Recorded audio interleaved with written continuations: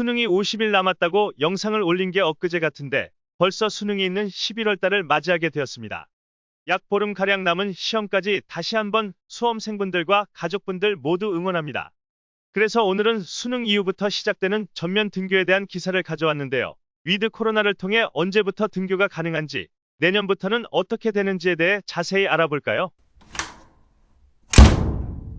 정부가 내달 1일부터 코로나19 단계적 일상회복 기조로 전환하기로 했지만 수도권 전면 등교는 11월 18일 대학 수학능력시험 4일 뒤인 22일부터 시작된다.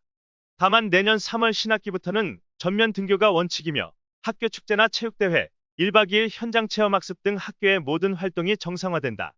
유은혜 사회부총리 겸 교육부 장관은 29일 오후 정부 서울청사에서 브리핑을 열고 이 같은 내용의 교육 분야 단계적 일상회복 추진 방안을 발표했다. 사회 전반적인 단계적 일상회복은 10일 월일 일부로 시작된다.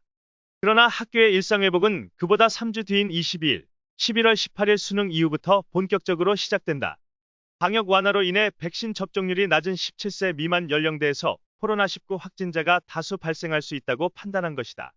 유 부총리는 수능을 안정적으로 시행하기 위해 최대한 안전하게 일상회복을 준비할 필요가 있다며 등교 대면 활동 확대를 위해 학교의 사전 준비 기간이 필요하다는 점, 학기 단위로 운영되고 방학이 있는 학사 운영의 특수성을 고려했다고 설명했다. 교육부는 대신 수능 전 학교 일상회복을 준비하고 학교의 방역을 강화하는 기간으로 정했다. 11월 22일부터는 그동안 3분의 2까지만 등교가 허용됐던 수도권 초중학교도 본격적으로 매일 전교생이 학교에 갈 수 있게 된다. 그동안 방역 상황에 따라 4개 단계로 나눠 밀집도를 정한 사회적 거리두기 구분을 모두 폐지하는 것이다. 대신 지역사회 유행이 급격히 악화돼 비상계획이 발동되면 등교 중지 등으로 대응할 방침이다. 지난 2년간 위축됐던 교육활동도 일부 확대한다. 유치원의 경우 또래 바깥놀이와 신체활동을 정상 운영한다. 초중 고교의 경우 모둠 토익토론 수업과 소규모 체험활동 운영을 허용한다. 학교에 나오지 않아도 출석으로 인정하는 가정학습 일수는 코로나19로 인해 57일 내외로 늘어났지만 향후 지역 상황에 따라 조정할 수 있게 된다. 일선 학교에는 수능 이후 학사 운영 방안 등 교육 지원 프로그램을 안내한다. 대부분 학교는 12월 중하순 겨울방학에 들어간다.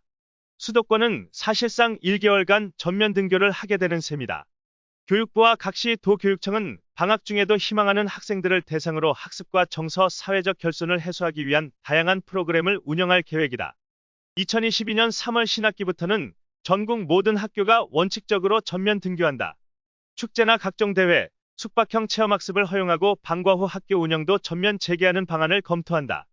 방역 위험에 따른 등교 중지 기준 조정 등 세부 방안은 추후 결정하기로 했다.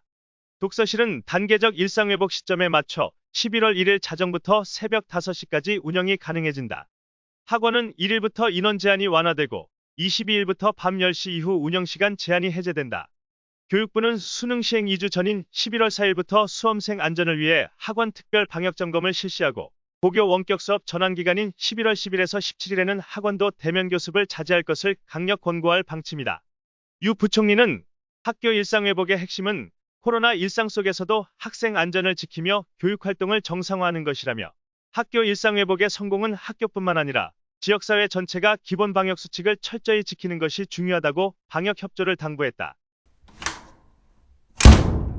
이와 같이 위드 코로나 시대에 앞서 우리나라 교육의 방향성이 어느 정도 제시되고 있는 것 같은데 약 22개월간 코로나라는 테두리 안에 옥죄였던 우리 스스로를 세상 밖으로 나아갈 수 있는 시기가 온 것 같습니다.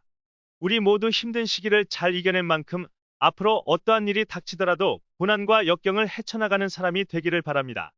이상 다시 TV였습니다.